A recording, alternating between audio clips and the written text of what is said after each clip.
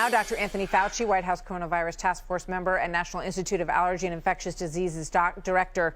Doctor, good to have you with us tonight. Thank you very much for being here. Good to be with you. So it sounds like, if I read it correctly, the way that the UK did it, they looked at some of that data as it was going along in parallel. And right. That may be why there's a bit of a discrepancy in the delay, but I think a lot of people are very frustrated. They want to get their hands on this vaccine.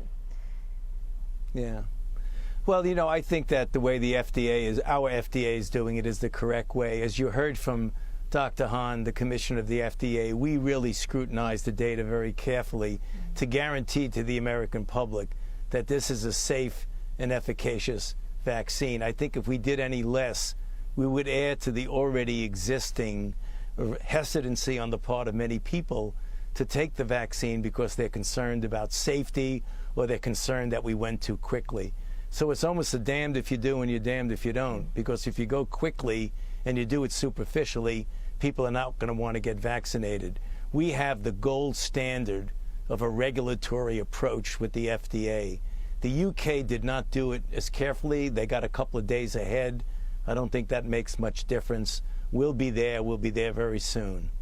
When do you think we'll reach herd immunity in the United States, back to normal life?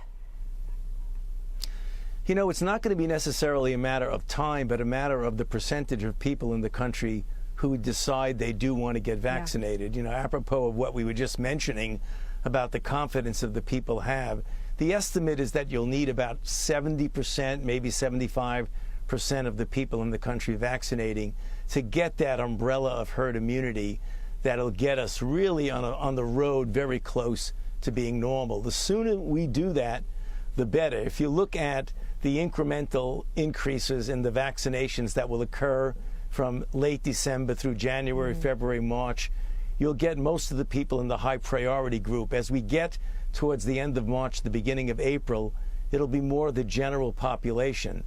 So we could have a couple of months there if we really do a good job and put on a full court press to get people vaccinated. By April, May, and early June, we could be there so that by the time you get into the middle of the summer, we'll be in good shape. That's Everybody's possible. Desperate for this thing to end. This is Senator Rand Paul. You guys have butted heads a few times. Here's what he had to say about the school openings not happening as quickly as they should. When I tried to get Dr. Fauci to look at the data 6 months ago on children, the data from Europe where they were keeping schools open and they did not have surges, he was unwilling to look at it, and he was so overly cautious that he wanted to keep schools closed.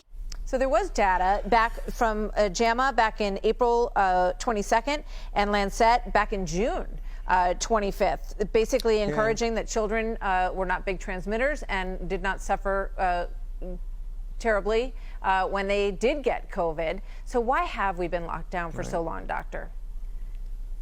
Well, I mean, I think we better get our facts straight. First of all, that's totally incorrect that I refuse to look at the data. I looked at all the data. And I have been saying for a considerable period of time that we should have as our default position getting the children back to school or keeping them in school. So there's no difference there. And when you say locked down, you got to be careful. There are mitigation things that you do that are wearing of masks, keeping distances, avoiding congregate settings. That isn't really locking down. It's doing some fundamental basic public health measures that is certainly short of locking down. I think there is kind of a misunderstanding of people thinking that when you ask people to do some simple public health measures but I don't that think we that all know these businesses work, are misunderstanding what's going on. They're not allowed to open. The schools, many of them are closed. You've got college kids who've been literally prisoners in their dorm rooms. They can't leave. And, you know, little kids whose mothers have had to quit their jobs. I mean, tell them that there's no lockdown, Doctor. Yeah. Well, there is a big difference from state to state. You've got to be careful. This is the United States of America, and one of the things we pride ourselves in, as it were, is that the individual states can do things depending upon what their own evaluation, which is a good thing in many respects. And when you look at some of the states have such an extraordinary degree of community spread that you know that when you do that temporarily, not permanently, temporarily, you can turn the curve around. For those who get concerned about that, look at the numbers. There have been over 2,000 people died yesterday. There are 99,000 people with COVID-19 in the hospital. There are between 100 and 200,000 new infections each day, and there are 270,000 deaths. That's serious stuff. So when someone wants to temporarily close down a bar, that's not a bad thing to do. What I think we should do is make sure we subsidize and support the restaurant owners and the bar owners so that they don't suffer because of the public health measures.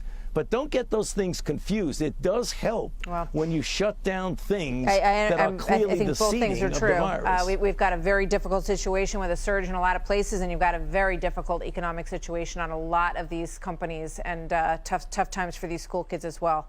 I got to leave it there. I'm sorry, we're out of time, Dr. Fauci. I hope you'll come back. Thank you for being here tonight. Right, yeah.